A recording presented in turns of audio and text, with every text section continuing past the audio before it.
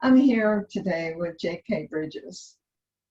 She has engaging stories from childhood to a determined, successful adult, having multiplistic careers. I mean, multiplistic. And she is an erudite in every way. So let's begin at the beginning, J.K. Your parents were educator, business owners. How much did they inspire the person you are now as an entrepreneur and in business? Yes, that's a great question and a wonderful place to start. As mentioned previously in some of our private conversations, my mother was an educator. That was her day job, or so she called it. And then her evening and weekend job, she and two of her sisters, they had a very successful catering business for almost 25, 27 years. That's impressive. Yes. And my dad, he was a career military guy, served in the United States Army, and he had his own general contracting business. Wow. So it was definitely never a dull moment being around the both of them and seeing how the two of them put such passion into what they were doing in more than one field. It was definitely something that they passed along to each of us. And that's where I first got the bug, if you want to call it that, to be diversified. Yes, absolutely. It was definitely the entrepreneurial bug because I saw that drive in the both of them. And I would definitely say, starting with my mom, our mother was a force, or shall I say still is, she's now dually retired from both of them. But she is definitely a force to be reckoned in the utmost positive way.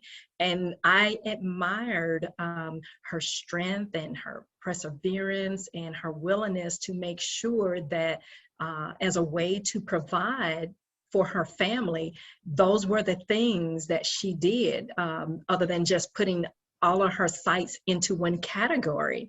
And JK, I have a question if you don't mind. Sure. How were you included into these businesses?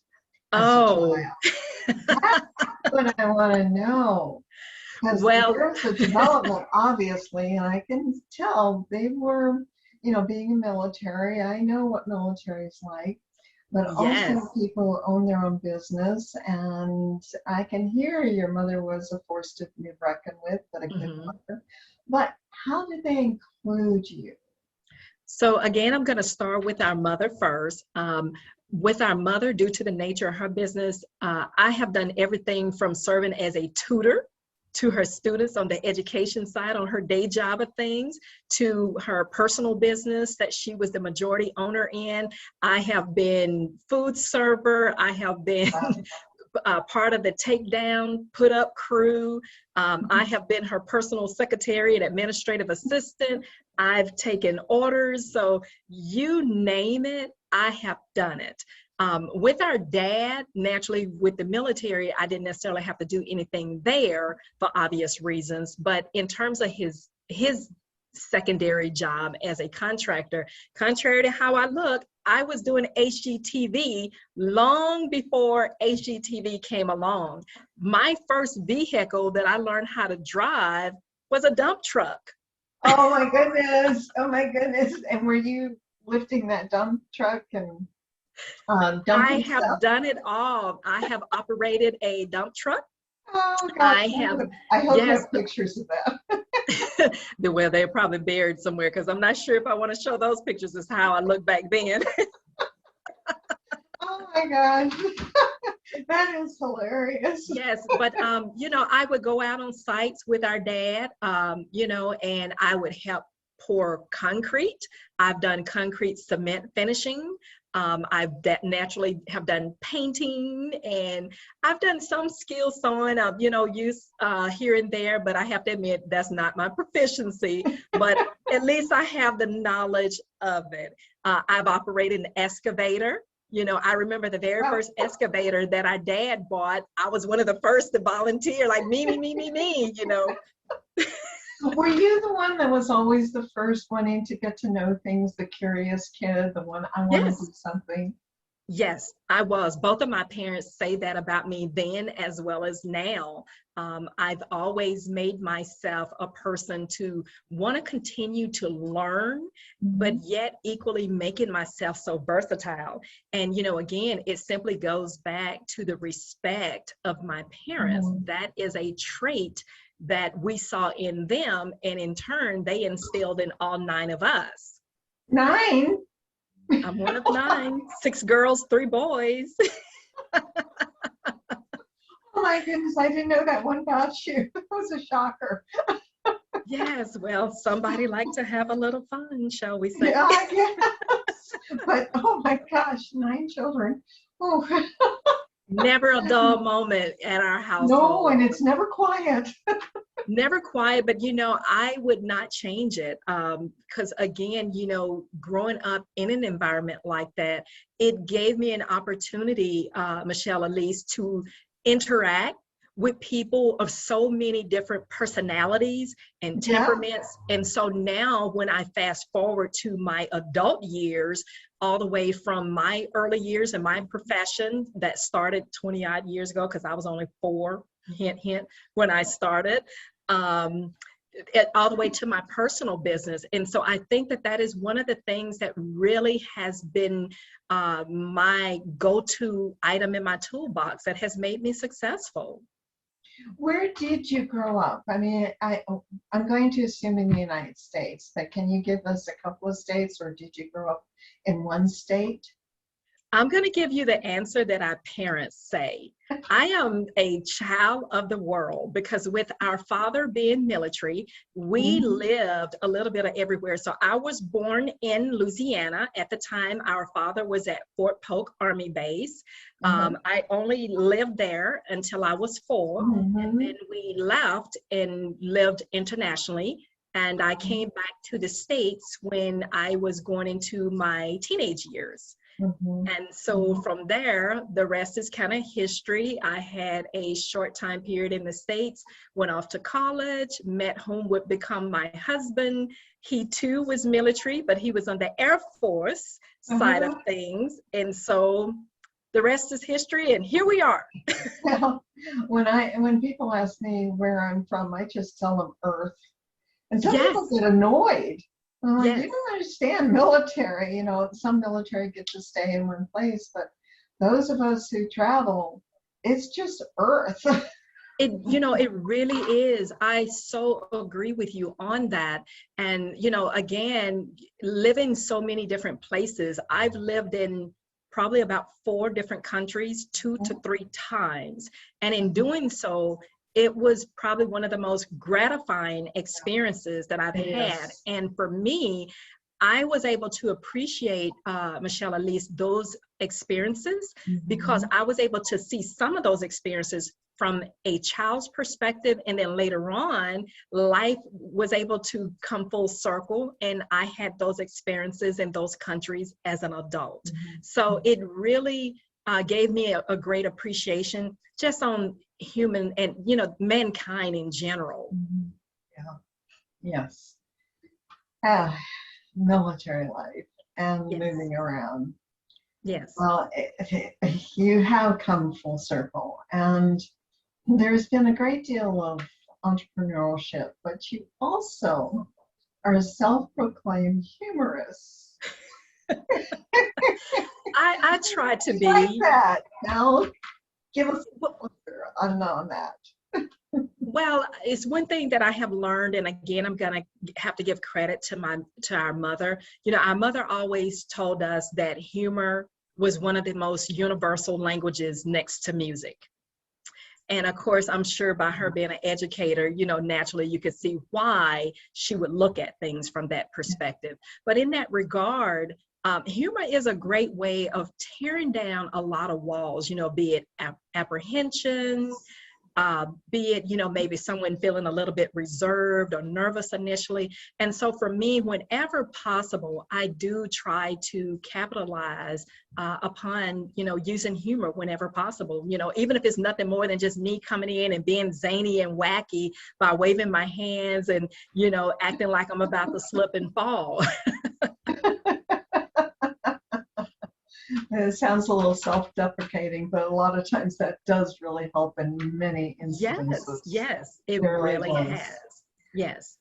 Well, from military being self-proclaimed humorous, and then Excuse me. your parents, there was a particular time, a journey that you mentioned, and I'm kind of taking you off the cuff, began in August of 1997. You had a journey of some sort. Can you speak on this? Because I read something, but it was only highlighted. I'm curious. You have a wonderful memory, lady. So I am blessed to have a friend like you. It works sometimes. Yes, thank you. 1997 was the beginning of a journey for me in terms of my personal business. I loosely use the word inherited. I loosely inherited a family business that's actually started on my husband's side. And there was an individual that had been doing some work. I love the name for obvious reasons. And that was where I began to develop what is today Bridges Business Services. We've gone through a couple of different name changes. We've even gone through a couple of different ways into how we look. In 1997, I started out in my upstairs loft. Then eventually, we have had 2 different brick and mortar locations along the way. And then long before the pandemic happened, we decided to scale back for more reasons than one. And we have been very successful operating remotely and cyberly. Wow. Now, you are very multiplistic. Thank you. Now, very multiplistic. Can you just give us some of those titles? Oh, wow. So in my... Because you blew me away. You really did. So I'm just going to ask for some titles and then we can dig in a little bit. Sure. So for over 20 some years in the corporate sector, in my day job, that is, I have held roles as a human resource professional to recruiting to being a corporate trainer. As a recruiter, I have been a senior recruiter. I have been a recruiting manager. As a trainer, I have been a senior trainer. I have been an area trainer. I have been a district trainer. When I was a district trainer, I was responsible for a total of 4 different states at the time for the particular, company that I was with. And then in my, I like to call it my baby, Bridges Business Services. My baby, we offer an array of services all the way from career development to career coaching. I am a consultant in that capacity for a number of different entities. And in doing so, we just try to make sure that we're making ourselves very visible, making sure that we're staying. That's visible. That's visible. Yes, absolutely. Thank you for acknowledging. But it's definitely something I enjoy. Some days I find myself operating off about 4 hours of sleep. Today is one of those days. I went to bed probably around 3:30ish, and I was right back up a little bit shortly after 7 a.m. my time here, Central Standard Time. So if I'm looking a little crazy and, I probably had a Red Bull and a cup of coffee. Show. Well, thank God for having good genetics. I guess, with my mom being Caucasian Creole and my father Afro-Asian, all those multiplicities and, genetics have kind of worked to my advantage. Obviously it is. And by the way, you are beautiful. You are the color purple. Oh, well, thank you. You know how to melt my heart.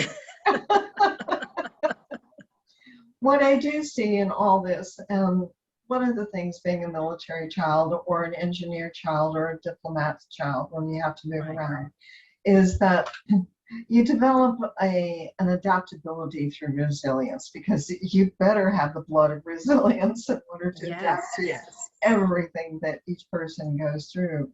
But how has that adaptability made you so successful and still have this wonderful sense of humor? Well, sometimes you have to laugh to keep from crying. Let's start there. But it has made me adaptable and versatile for the simple fact I've always been willing to accept a challenge. And I think that in order for us as individuals, be it personally and definitely on a professional level, you have to be willing to challenge oneself. And so for me, that's what I have always done historically. I use those opportunities as a way to challenge myself. For instance, you've heard me mention all the different roles that I've had in my corporate jobs. Well, through the grace of God, it's a wonderful thing that I also had a personal business, because sometimes I've gone through corporate layoffs, I've gone through mergers, I've gone through, you name it, for one reason or another. And so had I not been versatile enough or have the forethought to kind of reinvent myself, I probably would not have had ways to contribute to my household and to my livelihood and, things of that nature. So I definitely have to say, and I would encourage our audience that's out there, always make yourself willing to accept whatever comes your way. It may appear to be a negative in the moment, but that negative can become a positive. And one thing that I always take away, I saw an interview that Kirk Franklin, he's a well-known gospel singer, you've probably heard of him, but he said a long time ago, a no today is a yes tomorrow. And so Say that again, please. a Please no repeat that. today is a yes tomorrow. And so when you think about that, Michelle Elise, you as well have had such a remarkable career. You know what it means in everything that it entails to reinvent oneself, to start over, because sometimes that's what you have to do. But equally, you don't want to compromise yourself. It's all about maintaining one's integrity first and foremost, and equally recognizing your worth and knowing how to sell yourself to whatever demographic it is that you're dealing with at that time. So those are the things that have always made me successful. Okay, now we're going to dig a little deeper, and I'm going to preface this. Okay. Right Please now, forgive me. My allergies is kind of bothering me today, and I did not want to take my medicine because otherwise I would have been doing this right here on your sleep. Okay, well, we'll try to go through this very quickly. That is okay. So just please so forgive glad. me. The only thing I'm allergic to is alcohol and drugs. I love that. And ditto to you. Yeah, well, people tease me Minus a about nice glass of wine. people tease me about my carrot juice drinking and the reason why I have red hair. So, you are a recruiter now, and Yes. we know that things are back in recruiting again. well, it involves a lot, and we know that we have to be ourselves. Yes. Sometimes we get nervous. Sometimes, there's so much that goes into, say, I'm coming to you for a particular job. Yes. Yeah, I'm going to be myself. But at the same time, there are particular things that people really need to step up these days, because it is not easy, because there's so many people looking for jobs. Yes. Can you give us some very significant points without overwhelming us by descriptions, but just give us some pointers? Okay. I would definitely start with encouraging any job seeker or candidate that's in the job market to first and foremost be certain certainty is key. And when I say certainty, meaning be certain you know what it is that you want to do. Because without the certainty, there may be a lot of opportunities that may be out there and that you could be applying to, but it may not be the true fit for you. And when I say fit, it goes beyond skill set. You have a cultural fit. You have things in terms of, is there a growth ceiling? Is there a cap in terms of, if you get hired today, where would that particular role take you in a year, 3 years, 5 years, etc.? So I definitely encourage job seekers to, number 2, think strategically. That is why now, yes, thinking strategically is actually a new term, new buzz phrase that we as recruiters have taken on in the last 5 to 7 years, because that's why a lot of companies now are doing what's called strategic recruiting, because they're looking for candidates that is self-assured, that has a sense of direction, as well as a sense of purpose. Purpose is number 3 that I'm going to talk about. Purpose is knowing who you are. In other words, what is that divine purpose within you? Have you figured out who you are, not only as a person, but as a professional as well? Because who we are, yes, because how you incorporate that into whatever corporation, business that you're going into, that you're taking it. Yes, I definitely professionally say that to all candidates that's out there, is know thyself.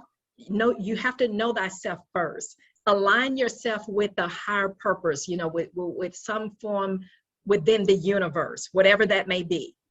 Because when you do that, then now you're coming with a pivotal force that can show you the path and the direction that you need to go in terms of your professional finding.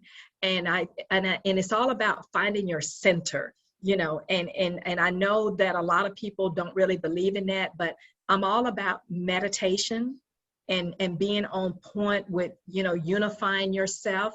And that's one thing that at Bridges Business Services, we incorporate that into our methodology and, our coaching with our clients. And those that adhere to the method, because I always tell them all the time, there's a method to my madness. Those that adhere to it always be successful, every last one of them. Mm-hmm. Wow, that's a lot. It's been a long time since I worked in the corporate world, and I was pretty lucky because I had a very unusual talent. Right. I solve problems easily. I just look at things and I see it organized. And this was a selling point that people would call me an eagle eye. That was my nickname, eagle eye. So that was something I could go in with. For other people, how do we find those points that are an exception? Maybe not a home skill, not something that is taught in school, but how do we find that exception that is a sellable product that a company wants, that they're not even knowing or sure that they want? That is a phenomenal question. And I would just have to say that there have been many occasions, both from years ago and definitely to current date, where I would be in the recruiting process of a candidate, and oftentimes just by the questions that I posed and the engagement, the individual in that moment would have an aha moment, to take a page from Oprah Winfrey, that aha moment where it was like an eye-opener of realizing this is for me or this is not for me. And you find that by, yet again, taking things in your everyday life and spilling it over into what you can do on a job. For instance, if you have a great personality, you're upbeat, you're very people oriented, people engaging, that is a selling feature, Michelle Elise, that individuals fail to realize. Because if you have a upbeat personality, if you're engaging, and let's say if you have a job as a manager or even working in a call center, your sense of humor, your upbeat personality is going to come through in your phone call when you're engaging with your clients. I've often heard when I was doing corporate training for different call centers, I would always coach them to say, smile through the phone. Let them be able to see your smile, because it all begins within you. And those are selling features. And so for me, I would have to say something as simple as that. Writing. Some people don't realize, but if you have a true talent for writing, be it poetry or short stories, well, guess what? That can transcend into your writing skills as some sort of an analyst at a particular job, because it already now shows that you know how to articulate yourself in such a written manner.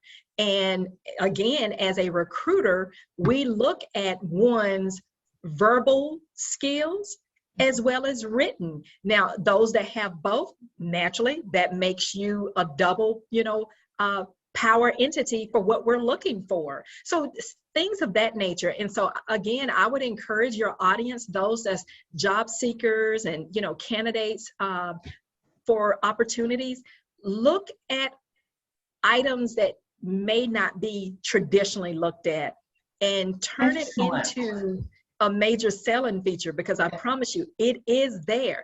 And ultimately, I'm going to kind of close that part out, Michelle, at least by saying no one can sell you better than you.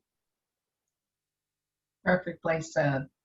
I do think many times we do not value what is natural to our own selves. And it isn't a selling point. We think that a degree in a certain area is the selling point. It isn't. That's just a degree. It's a piece of paper. We're glad you went through that curriculum. But what you've learned in life, what you have given, even in volunteer work, you have learned a lot. Yes. And look at all those points that you have given to other people, whether it's your community, jobs, volunteer, your family. There's a lot of skill. And just like when we started out talking about your parents running a dump truck,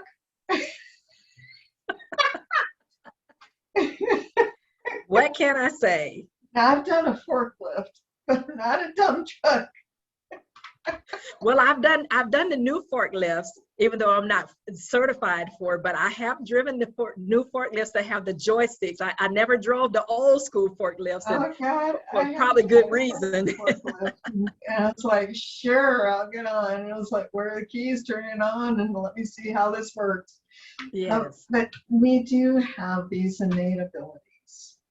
So along with you, I emphasize, look for the simplicity that you think probably is not a selling point. It is not something you're going to learn in school. It's something you learn in life. That is so true. And I would like to just kind of add to what you've already so eloquently stated, coming from a background of, an educator, our mother was an educator for 36 years. And let me just say to you, of the 9 of us, not all of us are, college graduates. I'm one of 5 that is college educated, but I have 4 others that didn't. And let me tell you, they are equally making the kind of money that I make. And there have been a few times where actually one of them is making more than what I make, all because of the profession that he chose, my baby brother. Because of the profession that he chose, my brother has been making 6 figures Oh, for fantastic. quite a long time. So I say that to say, with all due respect, do I encourage and support education, Michelle Elise? Absolutely, I do. But on that second note, I would take it a step further and say, not all kids is going to be four-year degree material. Well, there's all different kinds of education. Exactly. So, you know, there's great money that can be made by being an electrician, by being a plumber, you know, by having your CDL. I have a nephew that went to a community college, and he is doing IT work, and Wow. he came out with a job offer, no experience, and came out making almost 80 some $1,000s a year upon Mhm. completing his certification. That's just Right. having a certificate. So it really does get back to, as you stated, knowing yourself, but what really is inside Yes. that. And it takes a long time to figure out what you love, but there's these little hints all along that we can build upon. You know, in Yes. your teens, maybe some job that you had, Of you wanted to course. make some extra money. In your 20s, you started something. You may have gone to school, you may have not. If I ever had children, I would have told them, go travel for a year or two. Go get some jobs for a year or two. Let's not waste the money on school yet. Get some life experience. And Right, then right, there's some that exactly. really know exactly what they want to do, but it's a smaller percentage. Life, That's so true. life has a lot to offer. So on that note, go with something, give us some life here to end our session. You know, again, I guess to kind of just wrap everything up, all encompassing, I would just say, you know, I encourage people, be yourself, be confident in yourself, be certain in yourself, and practice. Practice makes perfect.